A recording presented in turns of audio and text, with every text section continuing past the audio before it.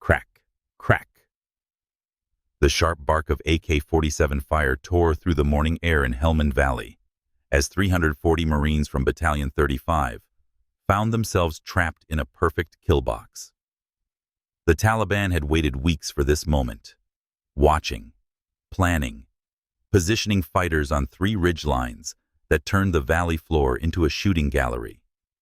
RPG trails crisscrossed the dusty air like deadly contrails, while machine gun fire stitched patterns of death across the convoy's stalled vehicles. Lieutenant Rachel Thompson stood in the briefing room at Forward Operating Base Leatherneck. Her small frame, barely 5 feet 3 inches tall, was dressed in a standard flight suit that hung loose on her slender shoulders. Her light brown hair was pulled into a neat high bun, with a few loose curls framing her face, natural freckles dotting her fair skin across her cheeks and nose. She wore a fitted gray t-shirt beneath her partially unzipped flight suit, the fabric clinging to her athletic build. Her striking green eyes were fixed on the radio speakers as desperate voices crackled through the static. "We're taking heavy fire. Request immediate extract. Grid reference 42 Sierra Whiskey, Echo 38472619.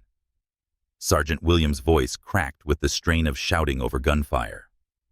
The sound of explosions punctuated his transmission, followed by screams that made everyone in the briefing room freeze. Major Bradford, a hulking man with a shaved head and muscular build, emphasized by his tight green military t-shirt, reached over and deliberately turned down the radio volume.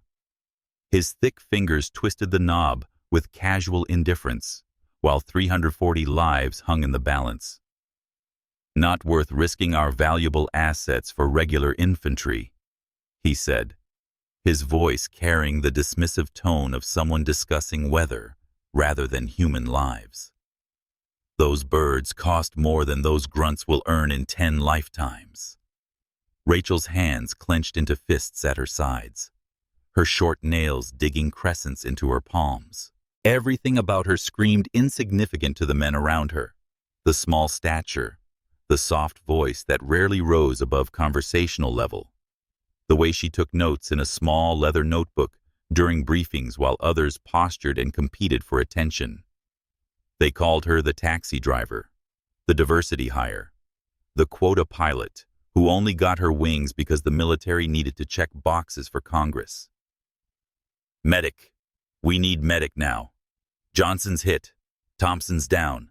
We got multiple casualties." Another voice broke through, this one younger, more panicked.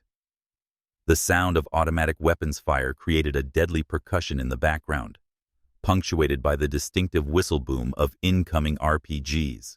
Bradford turned to face Rachel with a smirk that made her stomach turn.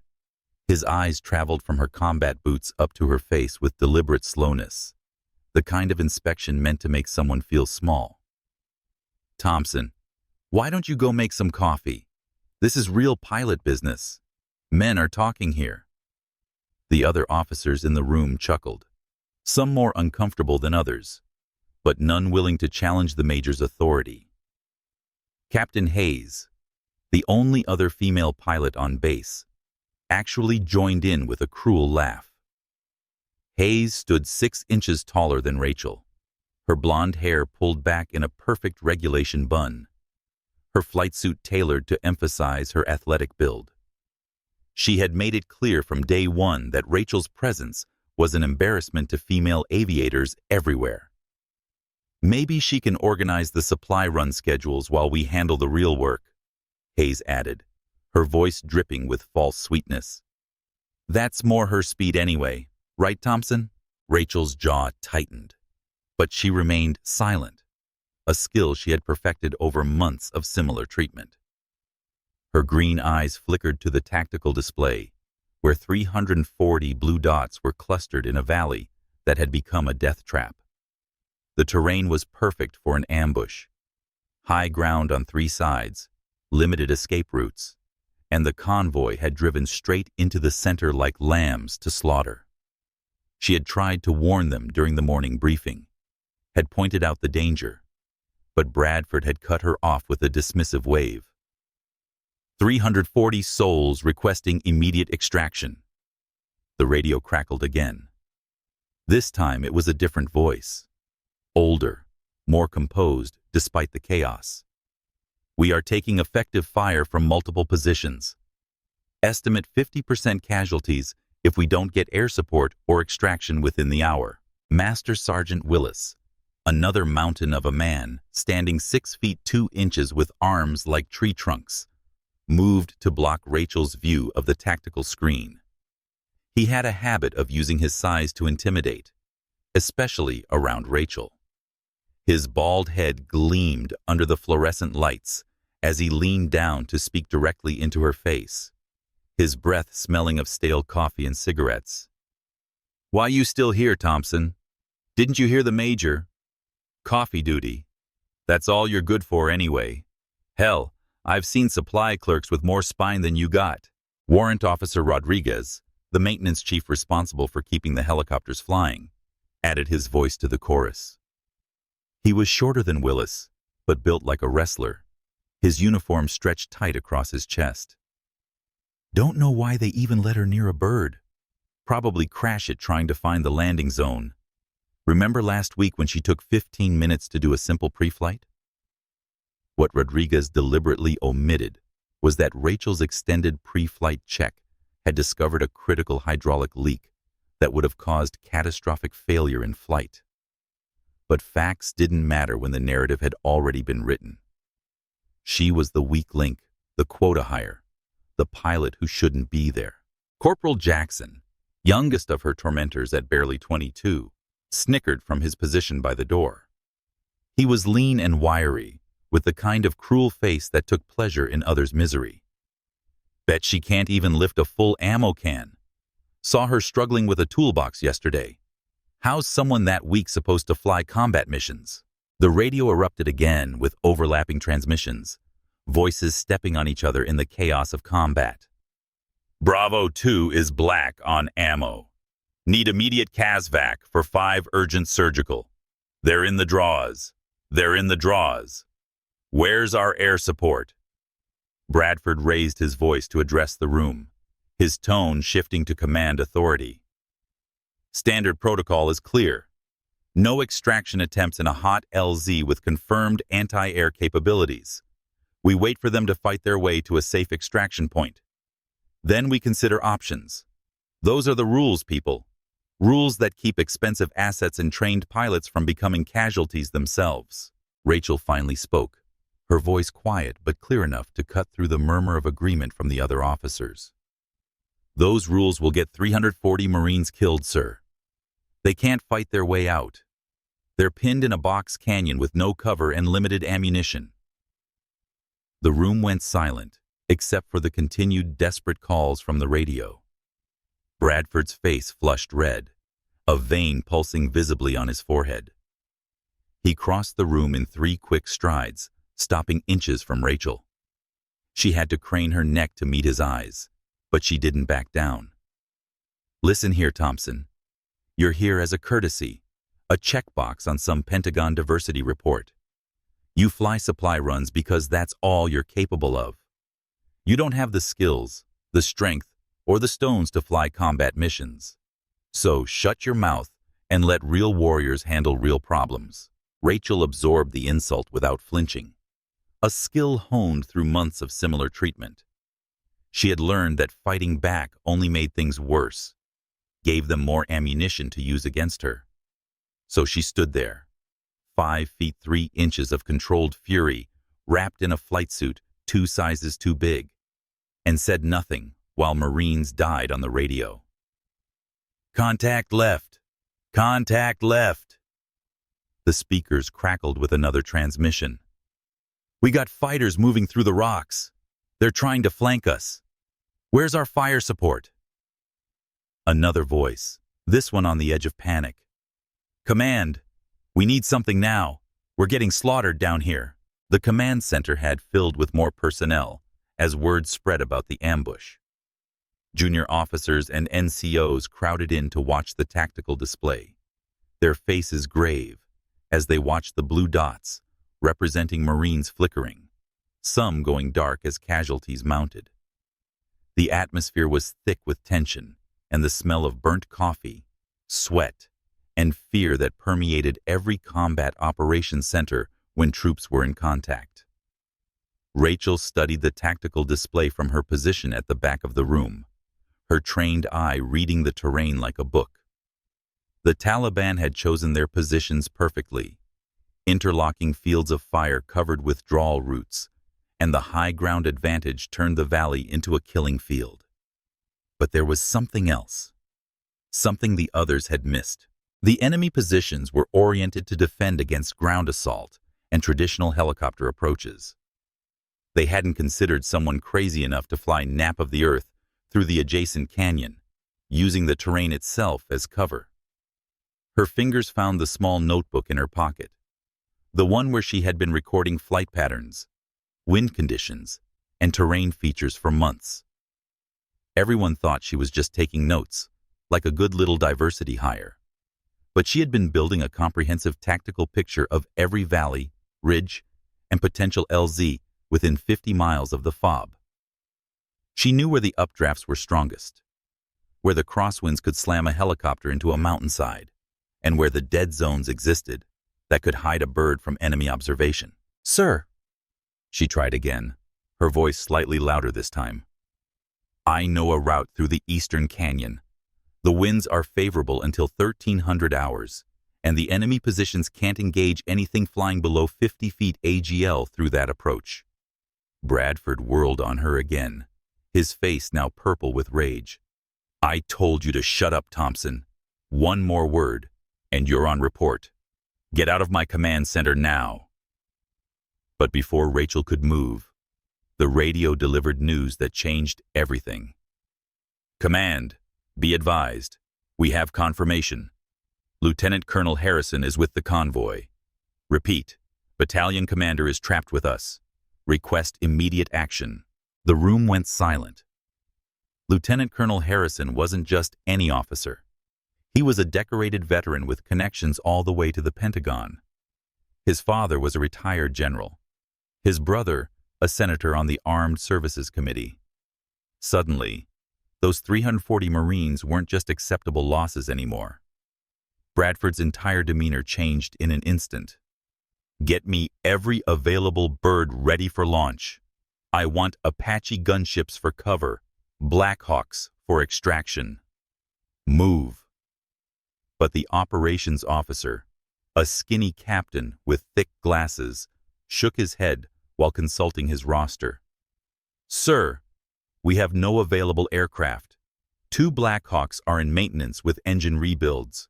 One's on a supply run to Camp Dwyer, and the last one took damage yesterday from small arms fire.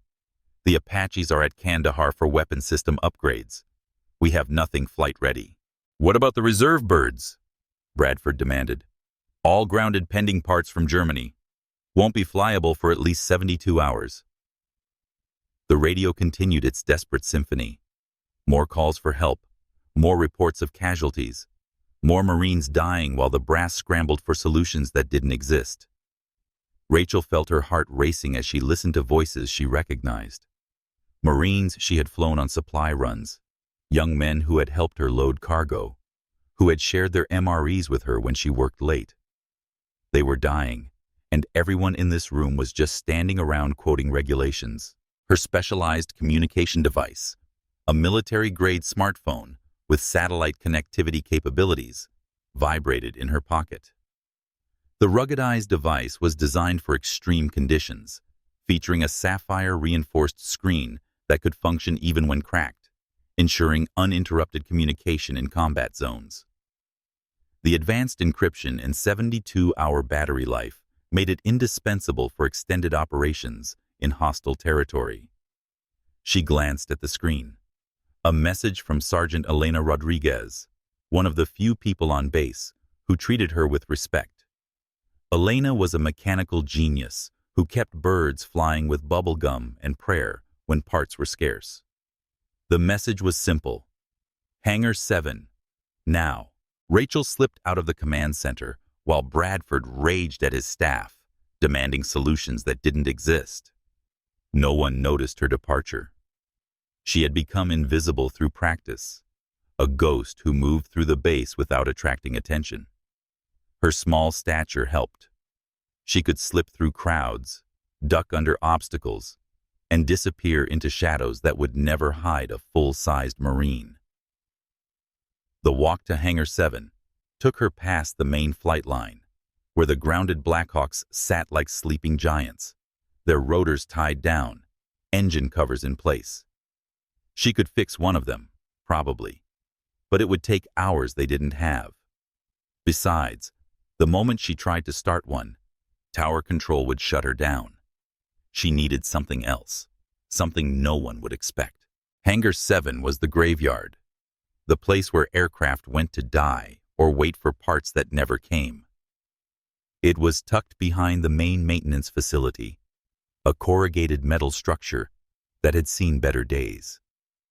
The massive doors were partially open, letting in strips of harsh sunlight that illuminated dust motes dancing in the air.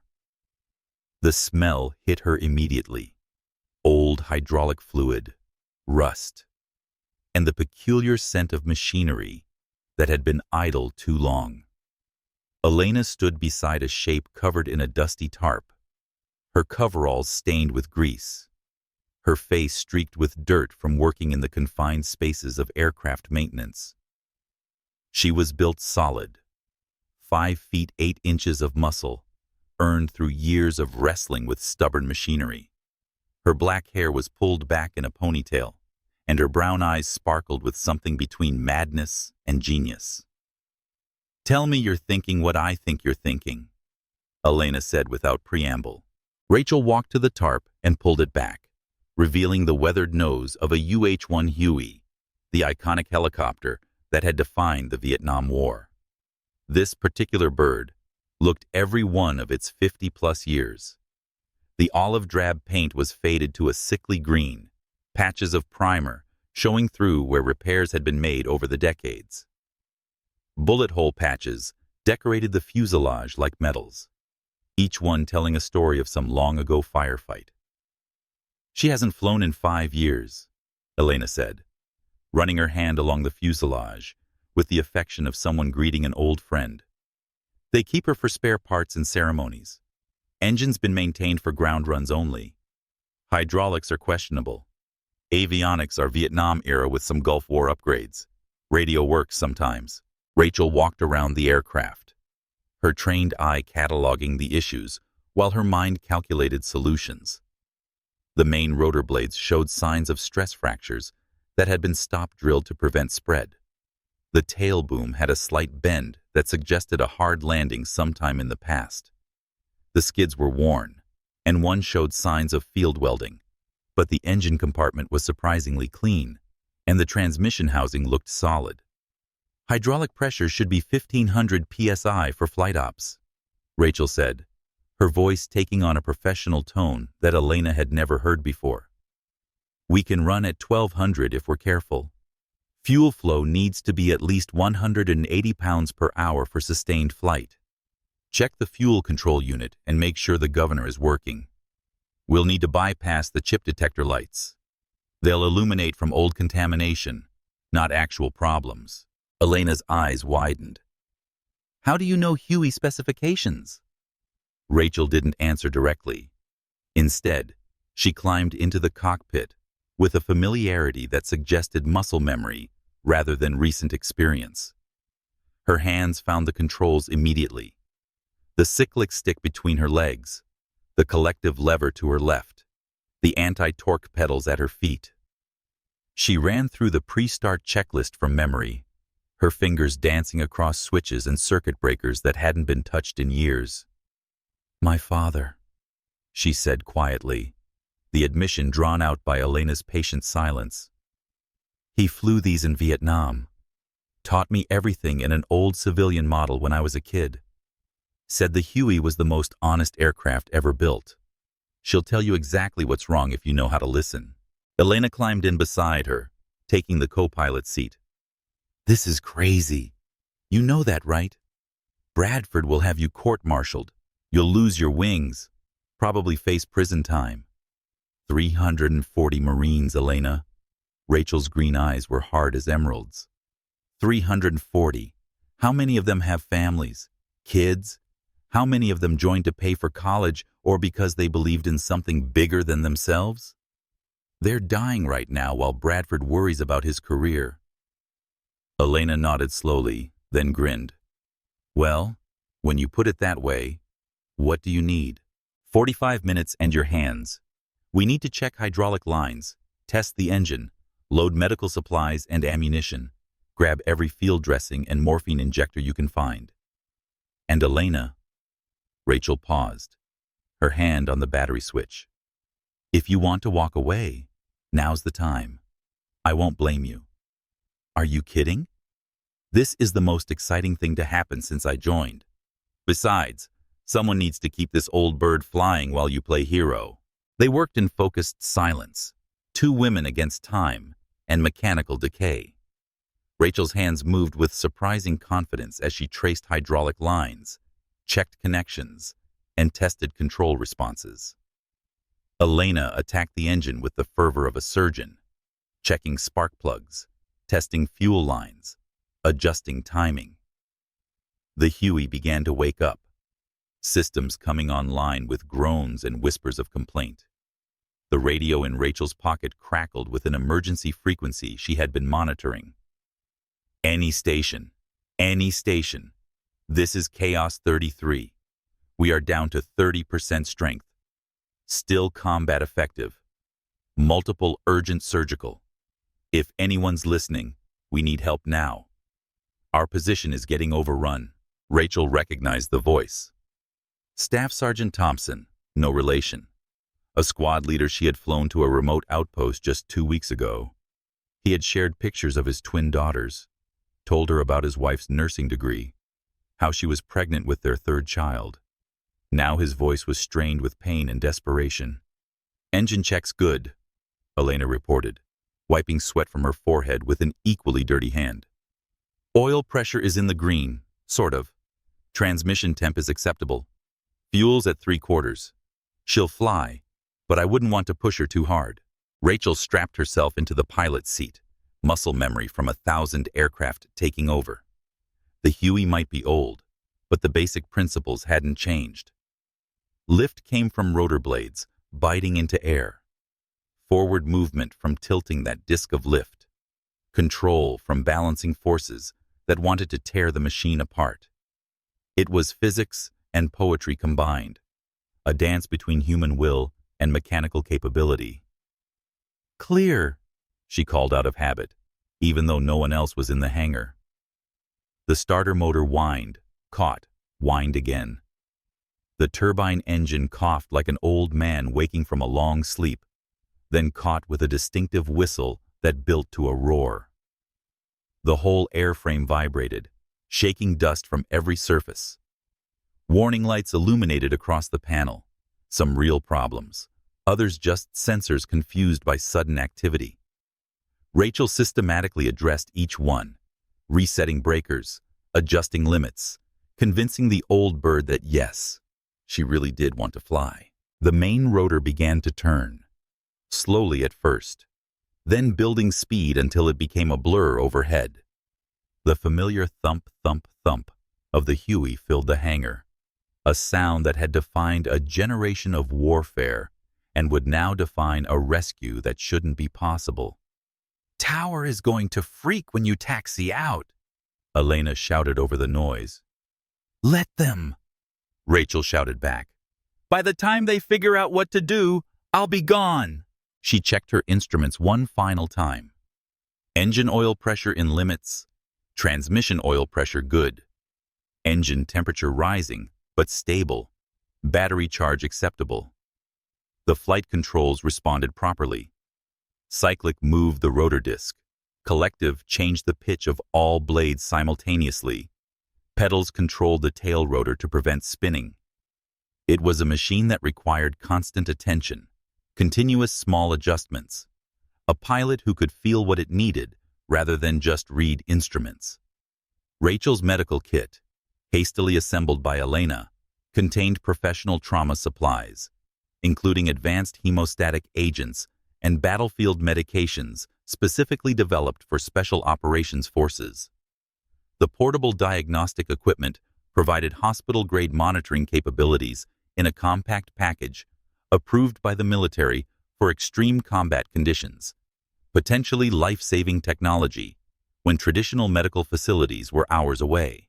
She had also loaded smoke grenades for marking LZs, flares for signaling, and every bottle of water they could find. Rachel noted the time, checking her watch. Winds should hold for another hour, maybe 2. After that, the afternoon thermals would make the Eastern Canyon impossible. She increased power slowly, feeling the skids go light as the rotor blades bit harder into the air. The Huey wanted to spin to the right, fighting the torque of the main rotor, but she held it steady with left pedal. At a 3-foot hover, she did a quick control check. Forward, back, left, right. Everything responded, though with the sluggishness of age and wear. "Godspeed," Elena said, jumping out and clear. Rachel nodded, then pushed the cyclic forward and raised the collective. The Huey nosed down slightly and began moving forward, accelerating through translational lift at about 16 knots. The ride smoothed out as the rotor system became more efficient, and she climbed away from the hangar, staying low to avoid immediate detection. Tower control reacted exactly as expected. "Unknown aircraft departing Hangar 7. You are not cleared for takeoff. Identify yourself immediately and return to parking." Rachel ignored them, pushing the Huey toward the perimeter. She kept her altitude at 50 feet, low enough to avoid radar, but high enough to clear obstacles. The old bird responded to her touch, perhaps remembering its glory days, when pilots like her father had pushed similar machines beyond their limits to save lives. "Unidentified aircraft. This is tower control. You are in violation of base protocols. Security has been notified. Return immediately or face prosecution." She clicked the radio twice, acknowledgement without commitment, then switched to the emergency frequency where the Marines were fighting for their lives. The chatter was constant now, overlapping transmissions painting a picture of desperation. "Winchester on all ammunition types. Need immediate CASVAC. He's bleeding out. They're advancing on the southern position. Where's our support? Where's anybody?" Rachel keyed the mic, her voice calm and professional. "Chaos 33, this is Angel Flight. Inbound your position. Estimated arrival, 18 minutes. Pop smoke when you hear rotors." There was a pause. Then Thompson's voice, thick with disbelief. "Angel Flight, who is this? We have no air support authorized." "Someone who doesn't care about authorization. Get your wounded ready for extraction. I'll be coming in hot from the east. Need 30 seconds on the ground per load. Can you hold that long?" "Lady, I don't know who you are, but if you're real, we'll hold till hell freezes over." Rachel smiled grimly and pushed the Huey harder, the airspeed indicator climbing past its comfort zone. The airframe vibrated with increasing intensity, and she could feel every rivet straining against the forces trying to tear the machine apart. Behind her, FOB Leatherneck fell away, and ahead lay 25 kilometers of hostile territory. The Eastern Canyon appeared as a dark gash in the landscape, its walls rising hundreds of feet on either side. This was the approach nobody would expect, because it was considered impossible, too narrow for modern helicopters, with winds that could slam an aircraft into stone without warning. But the Huey was narrower than a Blackhawk, and Rachel had something the enemy couldn't plan for, desperation mixed with skill. She dropped to 30 feet above the canyon floor, walls blurring past on both sides. The wind grabbed at the helicopter, trying to throw it against the rocks, but she anticipated each gust, correcting before the aircraft could respond to the turbulence. Her father's voice echoed in her memory. "The Huey talks to you. She'll tell you what's coming if you listen. Feel the stick. Feel the pedals. Be part of the machine." A dust devil spun up ahead, a miniature tornado that could flip a helicopter in an instant. Rachel saw it coming, noted the debris pattern, and adjusted her path to use the rotation rather than fight it. The Huey bucked but held steady, emerging from the disturbance with a slight boost in altitude that she immediately corrected. Her flight suit was soaked with sweat despite the cool air at altitude. Every muscle in her body was engaged, making constant micro-adjustments to keep the helicopter centered in the narrow canyon. This was flying by instinct rather than instruments, the kind of skill that couldn't be taught in simulators or training flights. It came from somewhere deeper, from whatever combination of genetics and experience created natural pilots. The canyon began to open up ahead, revealing the main valley where the Marines were trapped. Rachel could see smoke columns rising from burning vehicles, the tiny figures of fighters moving among the rocks, and the concentrated area where the surviving Marines had formed a defensive perimeter. It looked worse than the tactical display had suggested. At least 6 vehicles were burning, bodies were scattered across the ground, and the enemy had advanced to within 100 meters of the Marine positions. She pulled the Huey up sharply, trading airspeed for altitude as she cleared the canyon mouth. Immediately, tracers began reaching up toward her, green streaks of light that seemed to move slowly until they whipped past at supersonic speed. The enemy had seen her coming and was ready. "Angel Flight, we see you," Thompson's voice crackled over the radio. "Taking heavy fire from the North Ridge. They've got RPGs." Rachel had already seen the danger. 2 fighters were raising RPG launchers, the distinctive shape unmistakable against the ridgeline. She had seconds to decide: abort and try another approach, or push through and hope they missed. But there was no decision to make. Marines were dying below. She pushed the cyclic hard left and dropped the collective, putting the Huey into a diving spiral that made her stomach rise into her throat.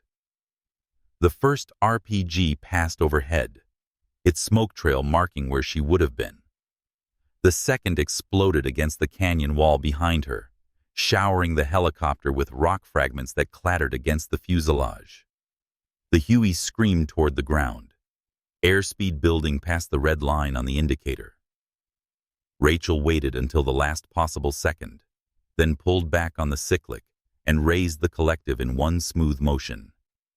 The helicopter flared hard, nose rising, trading all that speed for rapid deceleration. She touched down in a cloud of dust and debris, exactly in the center of the Marine perimeter. Marines materialized from the dust cloud, some running, others limping, all moving toward the ancient helicopter with desperate urgency. Staff Sergeant Thompson appeared at Rachel's door, his face streaked with dirt and blood from a gash across his forehead. His eyes widened when he saw who was flying. "Thompson, the supply pilot? Your Angel Flight?" "Load wounded first," Rachel shouted over the rotor noise. "I can take 8, maybe 10 if they're ambulatory. Hurry." The Marines didn't argue. They carried their wounded brothers, some unconscious, others screaming in pain, loading them into the Huey's cargo compartment with practiced efficiency, born from too much experience. "That's 10, Thompson shouted. "We've got 30 more critical." "I'll be back," Rachel promised, already pulling pitch.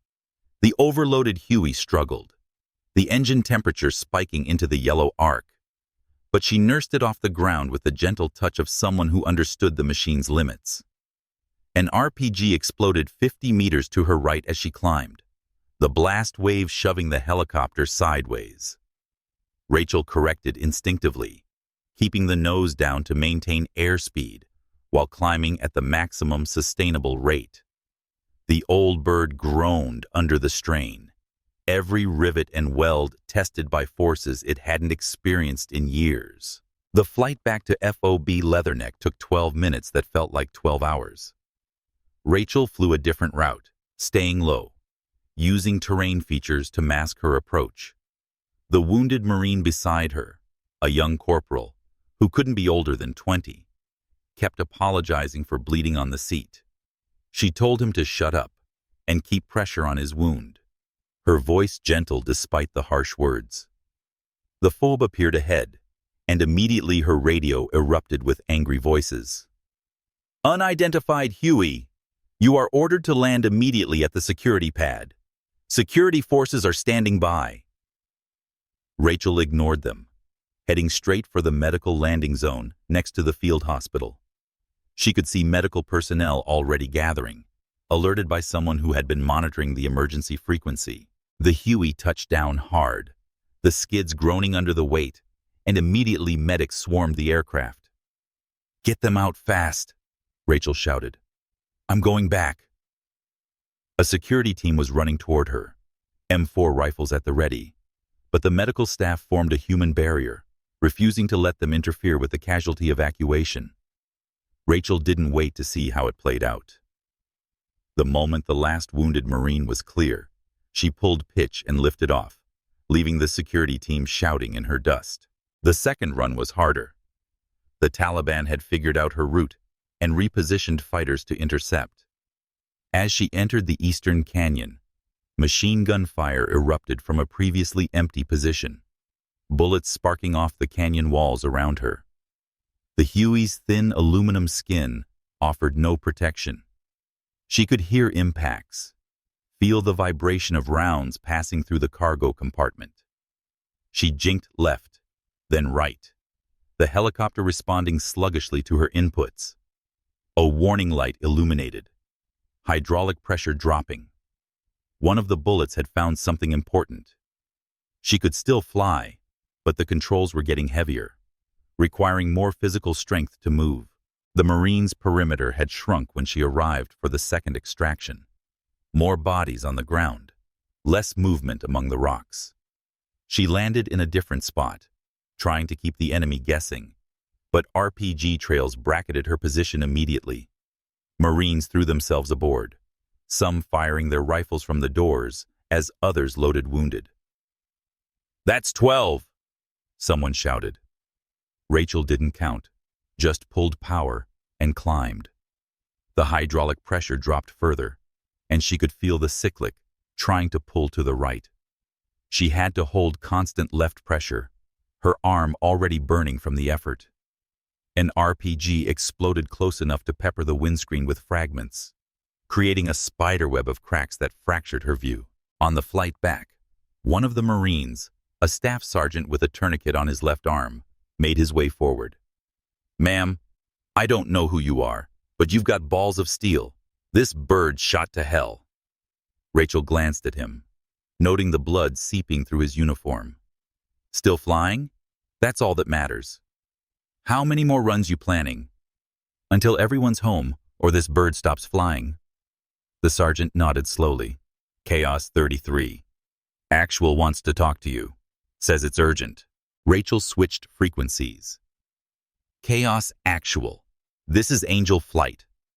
Lieutenant Colonel Harrison's voice came through, calm despite the situation. Angel Flight. Identify yourself. Who authorized this extraction? No one, sir. Sometimes the right thing doesn't need authorization. There was a pause. Thompson. Lieutenant Thompson from Supply. Yes, sir. Are you aware you're violating about 15 regulations and direct orders? Yes, sir. Are you aware 340 Marines need extraction, and I'm the only bird flying? Another pause, longer this time. Roger that, Angel Flight. What do you need from us? 30 seconds on the ground each run. Keep them off me for 30 seconds. You'll have it. Chaos out. The third run nearly ended in disaster. As Rachel approached the LZ, the hydraulic system failed completely. The controls locked up, the cyclic frozen in position. She had seconds to solve a problem that should have been catastrophic. Instead of panicking, she remembered her father's words about the Huey's backup systems. She reached up and pulled the hydraulic isolation valve, shutting off the failed system and forcing the controls to manual. No boost, just pure mechanical linkage and human strength. The helicopter dropped like a stone before she could compensate for the increased control forces. It took both hands on the cyclic and all her strength to pull the nose up. Her shoulders screamed in protest, muscles not designed for this kind of sustained load. But she held it, leveling off just 20 feet above the ground, dust and debris swirling in her rotor wash. The landing was more of a controlled crash. The Huey hit hard, bounced, hit again.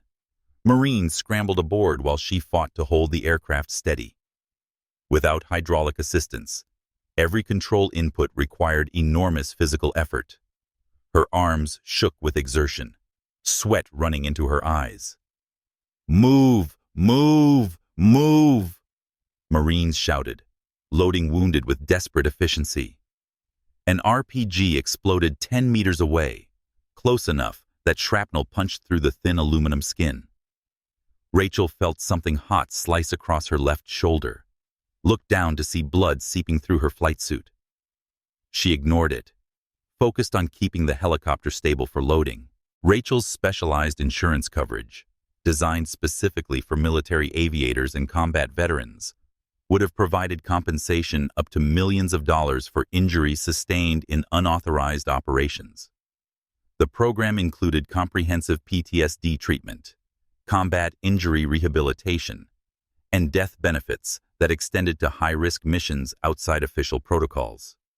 Premium rates were adjusted based on service history, with special consideration for decorated veterans who put service before self. "That's all we can fit." Thompson appeared at her door again, his face grave. "You're hit." "I'm fine. How many more?" "Too many. You can't keep this up. That bird's dying, and so are you if you keep pushing." Rachel met his eyes, her green gaze steady despite the pain. "I'll stop when everyone's home. Get clear." The fourth extraction run revealed the first hint of her secret. As she fought the crippled Huey through the canyon, muscle memory from hundreds of hours in similar conditions took over. She flew with an instinctive understanding of the aircraft's limits that went beyond normal pilot training. When the engine began to surge, she adjusted the throttle with the precise touch of someone who had dealt with battle damage before. When the tail rotor effectiveness decreased from a damaged blade, she compensated with exactly the right amount of pedal to maintain heading. In the command center at FOB Leatherneck, Colonel Mitchell watched the feed from a reconnaissance drone that had been redirected to monitor the extraction. The way the damaged Huey moved through hostile airspace, the pilot's decision-making under extreme pressure, the tactical choices that kept the aircraft flying when it should have crashed, it all seemed familiar.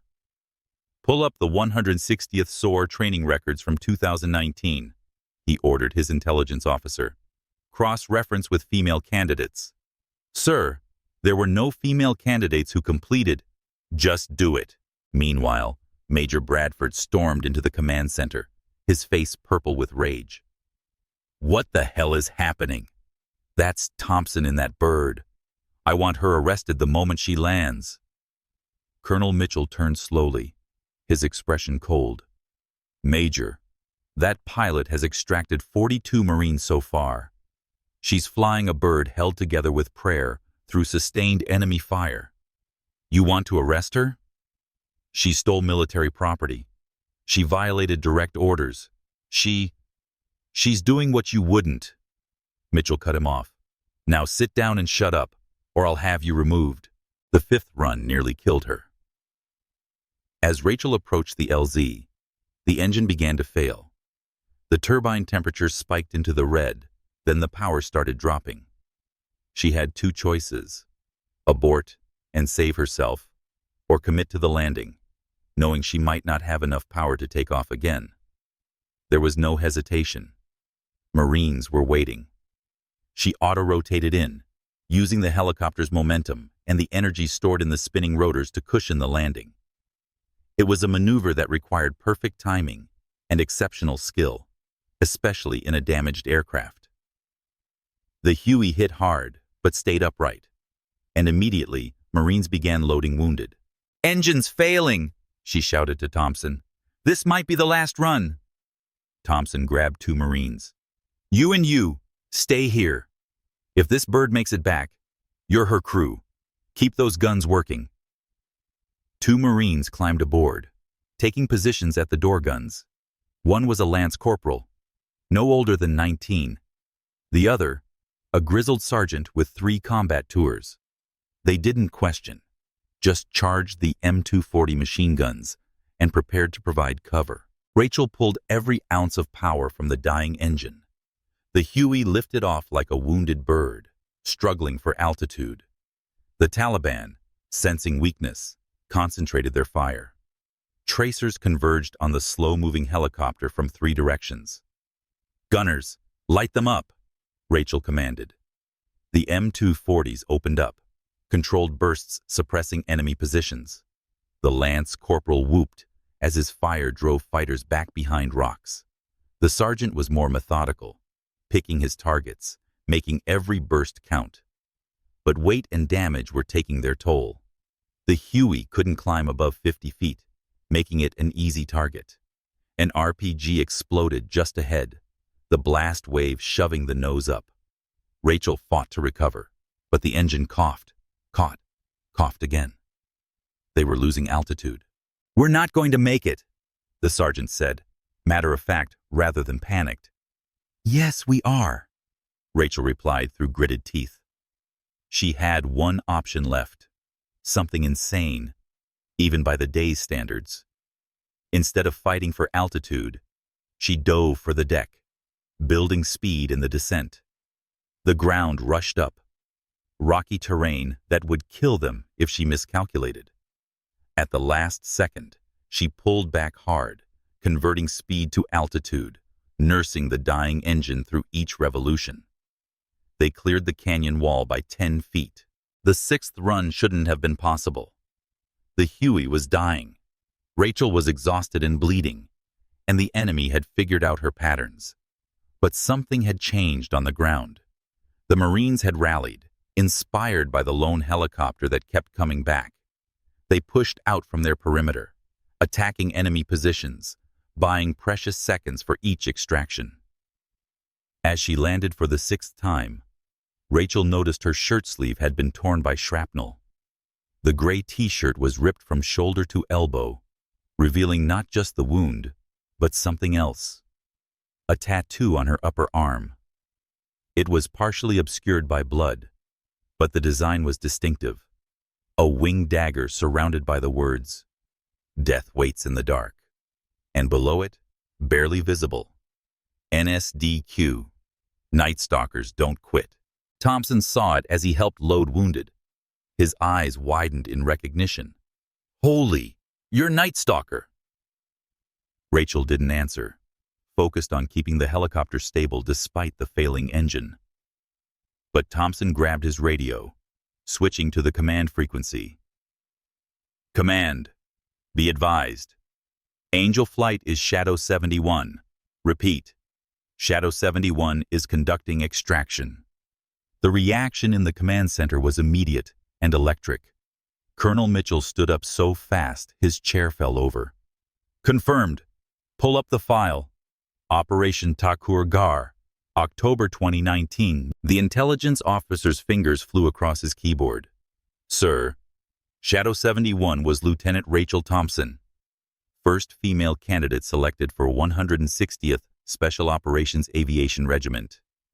She, sir, according to this, she flew an unauthorized rescue mission in Afghanistan, saved 32 Rangers, but was blamed for violating operational security. She was officially washed out of the program, but these performance records, they're incredible." Major Bradford's face had gone white. "That's impossible. She's just a supply pilot." "No," Colonel Mitchell said quietly. "She's the best helicopter pilot I've ever seen, and we buried her in supply runs because of politics." Captain Hayes, who had been watching from the corner, stumbled backward. We called her taxi driver. We said she was weak." Master Sergeant Willis removed his cover, his massive frame seeming to shrink. "What have we done?" Back at the extraction site, the 7th run pushed beyond all limits.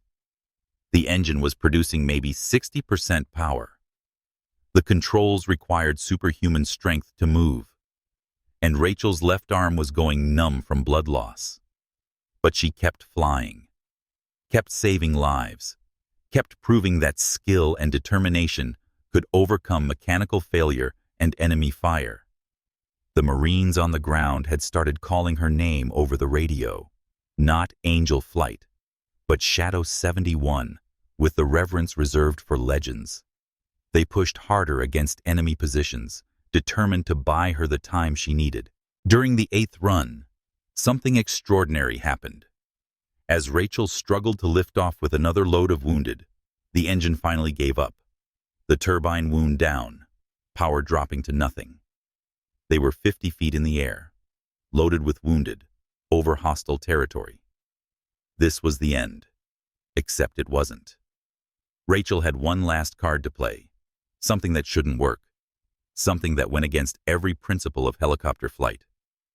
She tilted the rotor disc forward, trading altitude for airspeed, entering auto-rotation. But instead of landing, she used the built-up rotor speed to generate lift, milking every bit of energy from the spinning blades. The Huey became a glider, descending but moving forward, covering distance without engine power. "What the hell?" the door gunner shouted. "How are we still flying?" "We're not," Rachel replied calmly. "We're falling with style." She had calculated the glide ratio perfectly. They cleared the last ridge with 5 feet to spare. Then she flared hard, using the last of the rotor energy to cushion the landing at Phobie Leatherneck. The Huey hit the medical pad and stayed down, engine dead, hydraulics failed, held together by determination and dried blood. Medical personnel swarmed the aircraft, pulling out wounded. Someone tried to help Rachel, but she pushed them away, stumbling out of the dead helicopter on unsteady legs. She had to know how many more were out there. The radio in her pocket crackled. "Shadow 71, this is Chaos Actual. All remaining personnel extracted by ground. You got them all. Every single Marine is accounted for." Rachel's legs gave out. She dropped to her knees beside the dead Huey, her hand touching the battered fuselage like she was comforting an old friend. 340 Marines saved. 0 left behind. The impossible made possible by a supply pilot everyone had dismissed as weak. The crowd gathering around her parted as a figure approached. General Morrison, 2 stars on his chest, Ranger Tab on his shoulder, walked with the deliberate wisdom of someone who had seen too much, but still maintained hope. He stopped 3 feet from Rachel, then did something that shocked everyone present.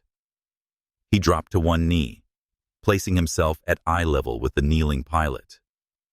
"Lieutenant Thompson," he said, his voice carrying across the flight line. "Shadow 71, I was the ground force commander at Takurgar. You saved my Rangers when the brass said it was impossible. They blamed you for the political fallout, but every man you saved knows the truth. We failed you then. We won't fail you now." He stood and raised his hand in a sharp salute. Behind him, every military person present, from privates to colonels, followed suit. The flight line at FOB Leatherneck filled with hundreds of raised hands, honoring the pilot who had reminded them what courage looked like. Major Bradford pushed forward, his face twisted with conflicting emotions. "This is still unauthorized. She still stole military property. She still violated—" His words cut off as Master Sergeant Willis's massive hand fell on his shoulder. "Sir," Willis said quietly, "with all due respect, shut your mouth before you embarrass yourself further." Captain Hayes approached slowly, tears streaming down her face. "Thompson, Rachel, I'm so sorry. We called you weak. We said you didn't belong, but you're everything we pretended to be." Warrant Officer Rodriguez knelt beside the Huey, his hand touching bullet holes in the fuselage. 47 impacts, hydraulics gone, engine seized, transmission cracked, and she still brought it home. That's not flying, that's magic. Corporal Jackson stood at the edge of the crowd, his young face pale with shame. We made your life hell. We sabotaged your aircraft, made fun of you, tried to break you, and you still saved everyone." Rachel looked up, her green eyes tired but steady. "You didn't break me. You just reminded me why I fly. Not for recognition, not for glory, but because sometimes one person in the right place with the right skills can make a difference." The crowd fell silent as another figure approached. Commander Stevens, Navy SEAL, 6 feet 4 inches of lethal capability, walked through the parted crowd. He stopped in front of Rachel and removed a challenge coin from his pocket. But this wasn't any challenge coin. It was from Operation Neptune Spear, the Bin Laden raid. "I was on the bird you flew in Syria," he said quietly. 2018, before Takur Ghar. Crashed helicopter, pilots dead, 15 SEALs trapped. You came in with a little bird, no backup, no support, pulled us out under fire. They classified the whole thing, buried your involvement, but we knew. We all knew."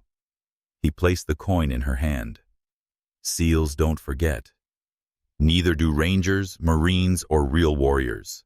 You were never weak, Thompson. You were just waiting for the moment when being strong mattered most." The story of Rachel's flight spread through military channels within hours.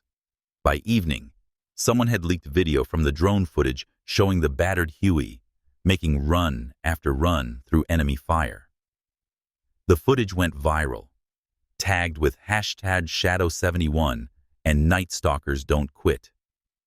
News outlets picked it up, and suddenly, the quiet supply pilot was national news. But the real vindication came that night in the base hospital. Rachel lay in bed, her shoulder bandaged, IV dripping fluids to replace blood loss. The room was supposed to be restricted, but Marines kept appearing at her door. Not the brass, not the officers who had dismissed her, but the junior enlisted, the lance corporals and PFCs who had been in that valley. They didn't say much, these young warriors. They just stood at her door, rendered a salute, and left small tokens on her bedside table. Unit patches, challenge coins, photos of families she had returned them to. By midnight, the table was covered in symbols of gratitude from those who mattered most, the ones who had been ready to die until a lone pilot in a broken helicopter refused to let that happen. The next morning brought consequences. An investigation was launched. Of course, regulations had been violated, procedures ignored, direct orders disobeyed. The military machine demanded accountability, even for heroism. Rachel sat in the conference room, still wearing a hospital gown, because her flight suit was evidence, facing a board of senior officers. Major Bradford led the charges, reading from a prepared statement about theft of government property, reckless endangerment, violation of flight safety protocols. His voice grew weaker with each accusation as he felt the weight of disapproval from the other officers present. When he finished, the board president, a full colonel with silver eagles and a chest full of combat ribbons, looked at Rachel. "Lieutenant Thompson, do you have anything to say in your defense?" Rachel stood slowly, her wounded shoulder making her wince.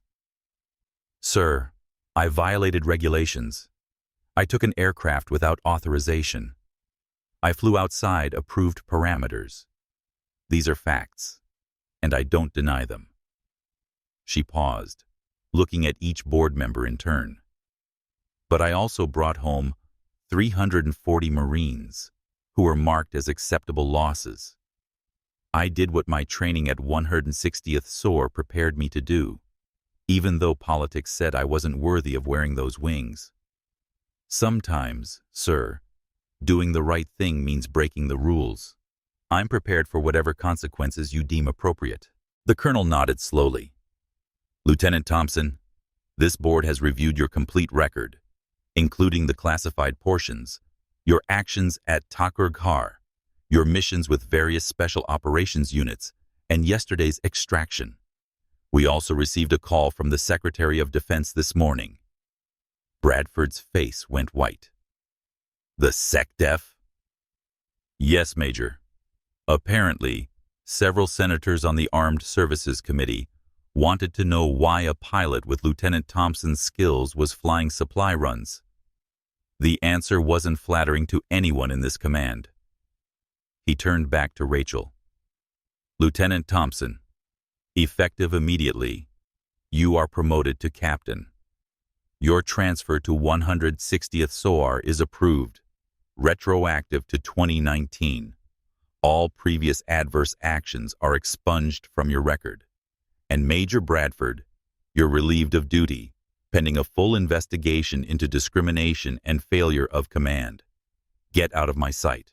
Bradford stumbled from the room, his career effectively over. But Rachel barely noticed. The vindication she had never expected, the recognition she had never sought, had finally come. Yet all she could think about was the Huey, broken and battered on the flight line, that had given everything to bring Marines home. Later that afternoon, Elena found Rachel standing beside the dead helicopter, running her hand along its scarred fuselage. They want to scrap her, Elena said quietly. Say she's too damaged to repair. No, Rachel replied firmly. She earned better than that. Within hours, word spread through the base. Marines, sailors, airmen, and soldiers began appearing at the hangar, not on orders, but on their own time. They brought tools, parts scavenged from other aircraft, and determination. Master Sergeant Willis showed up with a team of mechanics. Captain Hayes arrived with pilots who volunteered their expertise. Even Corporal Jackson appeared, shamefaced but eager to help.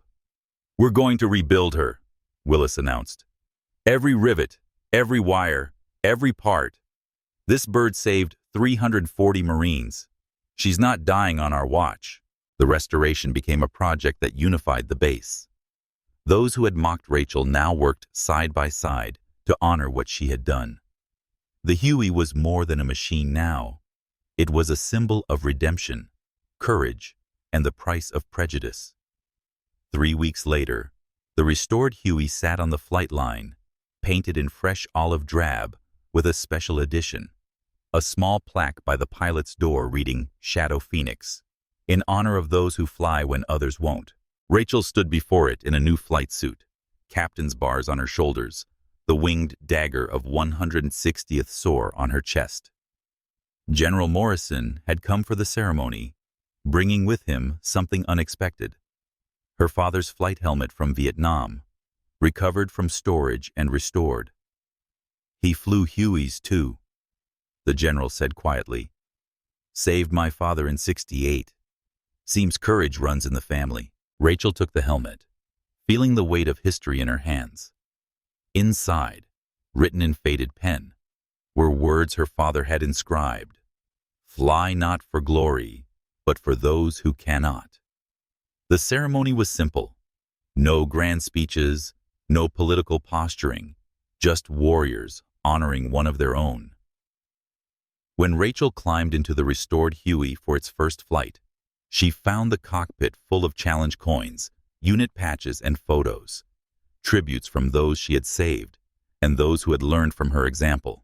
As the rotors began to turn, that distinctive thump, thump, thump filling the air, every person on base stopped what they were doing.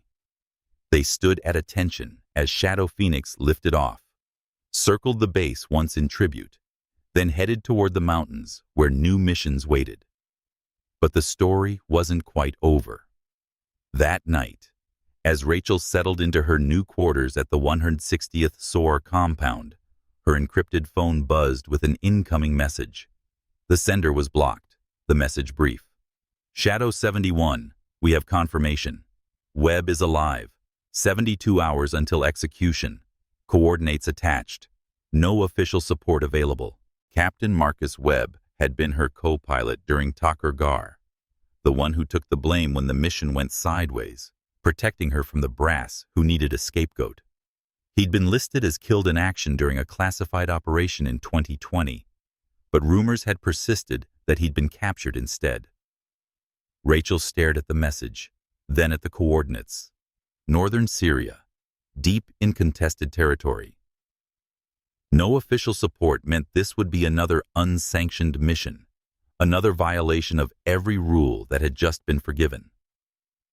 She thought of Webb, who had sacrificed his career to protect hers, now waiting for execution in some hellhole because the government had written him off.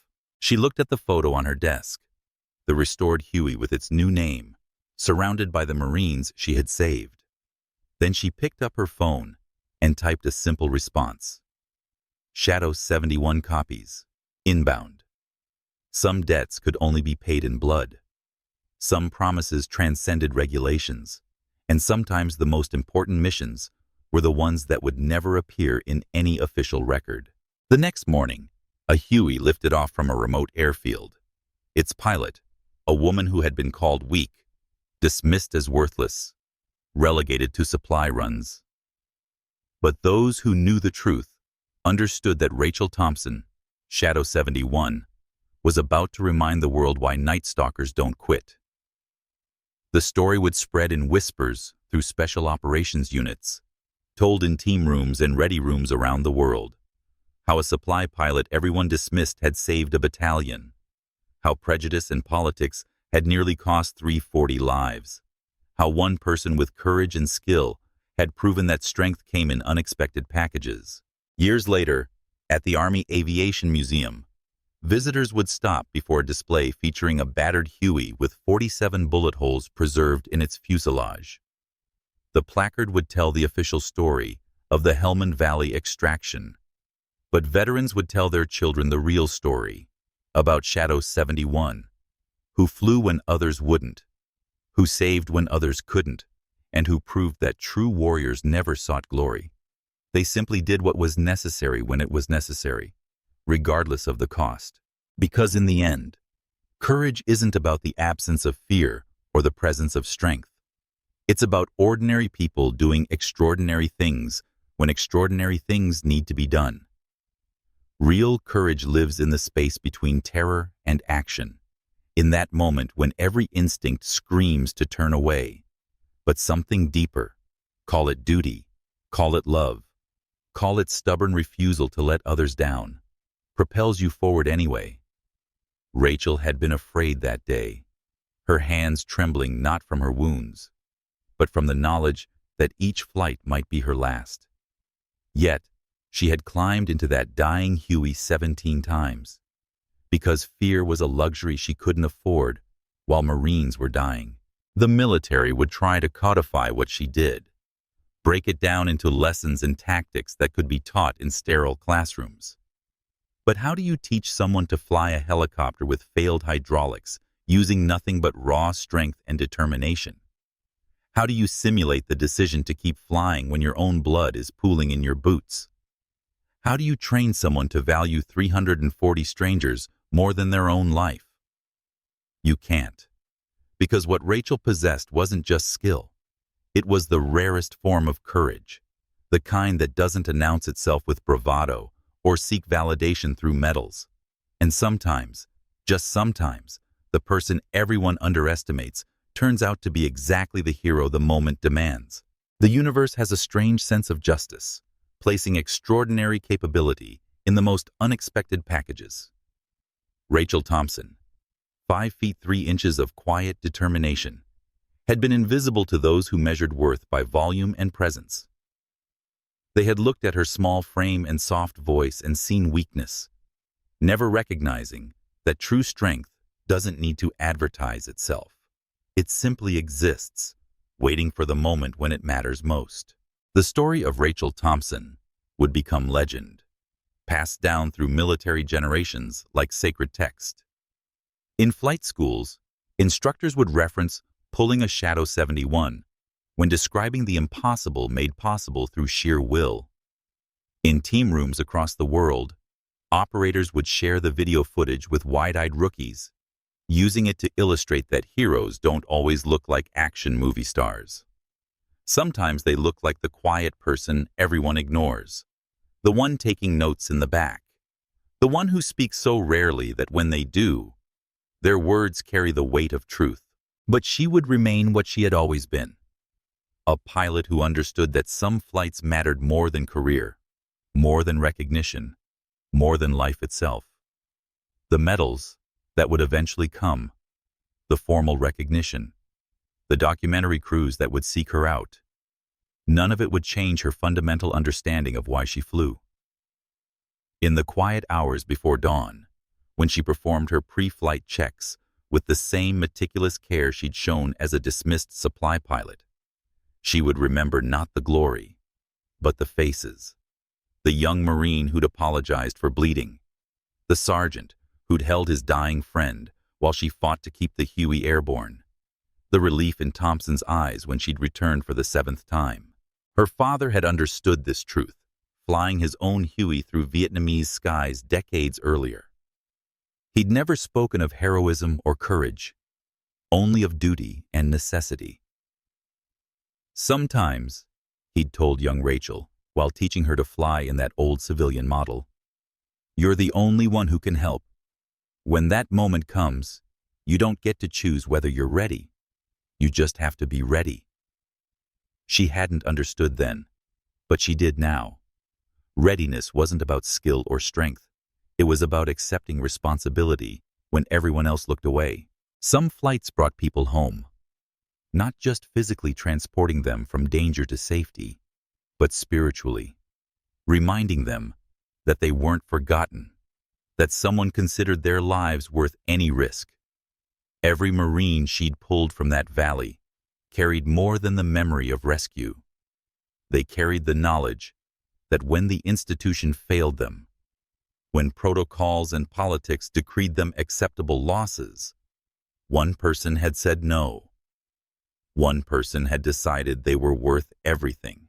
In the heart-wrenching tale of Lieutenant Rachel Thompson, a petite, soft-spoken pilot dismissed as a diversity hire and relegated to supply runs, we uncover a profound life lesson.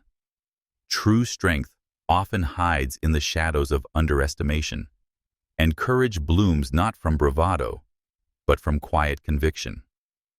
Rachel, with her freckled face and unassuming demeanor, endured relentless bullying from her superiors, mocked for her size, her voice, her very presence in a male-dominated world. Yet, when 340 Marines faced certain death in a Taliban ambush, she defied orders, commandeered a decrepit Vietnam-era Huey helicopter, and flew 8 grueling missions through enemy fire, her body battered by shrapnel, her machine failing around her. Each run was a testament to her hidden prowess as a night stalker, an elite special operations aviator buried by politics and prejudice. Her story pierces the soul, reminding us of the invisible wounds inflicted by judgment, how we, too, might overlook heroes in our midst, be it a colleague, a friend, or even ourselves. In a world quick to label and dismiss based on appearances, Rachel teaches us that resilience isn't measured by stature or volume. It's forged in the fire of adversity, where one person's unyielding will can rewrite fate for hundreds. Imagine the despair of those trapped Marines, their hope flickering like a dying flame, only to be reignited by a weak woman's unbreakable spirit. This narrative stirs deep emotions, anger at injustice, awe at heroism, and inspiration to challenge our own biases. It urges us to look beyond the surface, to nurture the quiet strengths within, and to act with empathy, knowing that underestimation can cost lives, dreams, and potential. If Rachel's journey moves you, as it has countless others, hit that like button to honor unsung heroes everywhere. Share your own story of being underestimated in the comments below.